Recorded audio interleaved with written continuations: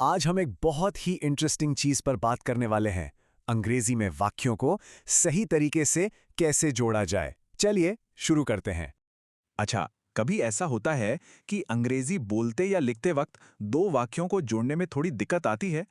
अगर ऐसा है, तो फिक्र की कोई बात नहीं। आज हम इस प्रॉब्लम को जड़ से खत्म कर देंगे। और इसका जो सॉल्यूशन है ना, वो है कंजंक्शंस। इनको कनेक्टिव्स भी कहते हैं।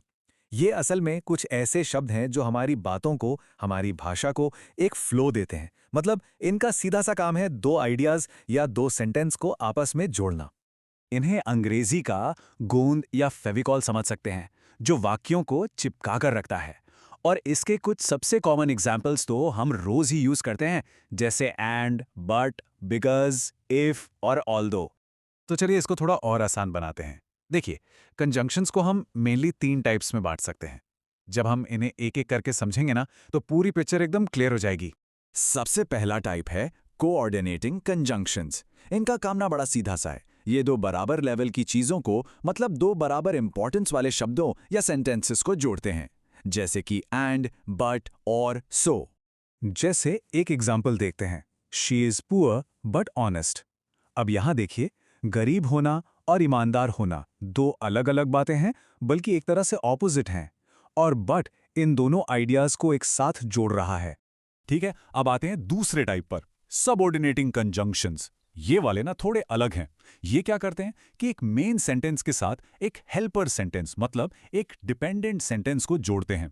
कहने का मतलब ये है कि एक हिस्सा दूसरे के बिना अधूरा सा लगता है। इस एग्जाम्पल से समझते हैं। I stayed home because it was raining. अब इसमें मेन बात क्या है? मैं घर पर रहा। क्यों रहा? क्योंकि बारिश हो रही थी। तो ये जो कारण है, ये मेन बात पर डिपेंडेंट है ना? और अब बारी है हमारे तीसरे और आखिरी टाइप की, कोरिलेटिव कंजंक्शंस। इनकी सबसे खास बात पता है क्या है? ये हमेशा जोड़ी में आते हैं, मतलब पार्टनर्स की तरह। ये कभी अकेले नहीं मिलेंगे, जैसे आइदर और, नीदर नॉर, या फिर नॉट ओनली बट ऑल्सो। चलिए इसका भी एक एग्जाम्पल देखते हैं। She is not only smart but also hard working. मतलब वो सिर्फ स्मार्ट ही नहीं, बल्कि मेहनती भी है। तो यहां नॉट ओनली और बट ऑल्सो की जोड़ी ने मिलकर उसकी दो क्वालिटीज को जोड़ा और सेंटेंस को और भी पावरफुल बना दिया। अच्छा, अब तक सब क्लियर है? बढ़िया। अब एक बहुत मजेदार ट्रिक की बारी है। खासतौर पे कोऑर्डिनेटिंग कंजंक्शंस को याद रखने के लिए एक सीक्रेट वेपन है मेरे पास, जो हमेशा काम आएगा। और वो ट्रिक है फैन बॉयज। ये एक एक्रोनिम है। इसमें हर लेटर का एक मतलब है।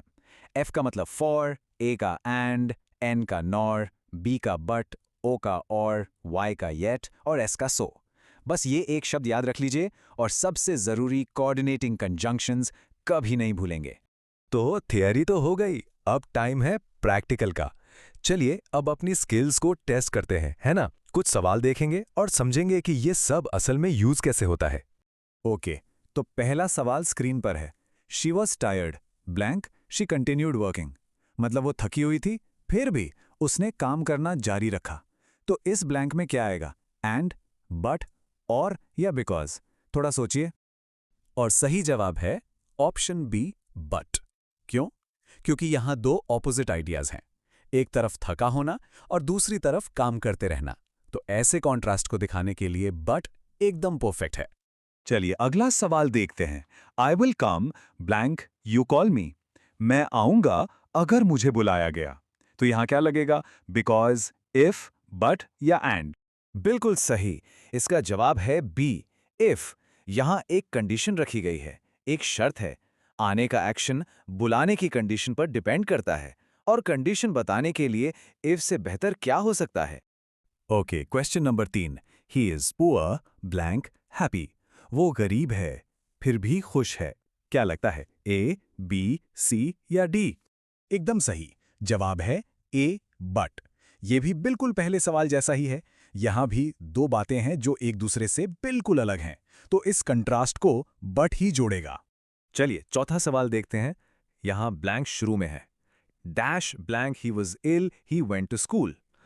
वो बीमार था, फिर भी स्कूल गया। तो शुरुआत में क्या आएगा? और इसका सही जवाब है बी, ऑल्दो, जिसका मतलब होता है हालांकि या भले ही। मतलब हालांकि वो बीमार था, वो स्कूल गया। ये एक ऐसी सिचुएशन दिखाता है जिसकी उम्मीद नहीं की जा रही थी। और अब आ गया है हमारा आखिरी सवाल। Either Ram blank Shyam will come, या तो राम या श्याम आएगा। याद है ना, ईदर का पार्टनर कौन है? जी हाँ, इसका जवाब है पी और। जैसा कि हमने बात की थी, ईदर की जोड़ी हमेशा और के साथ बनती है।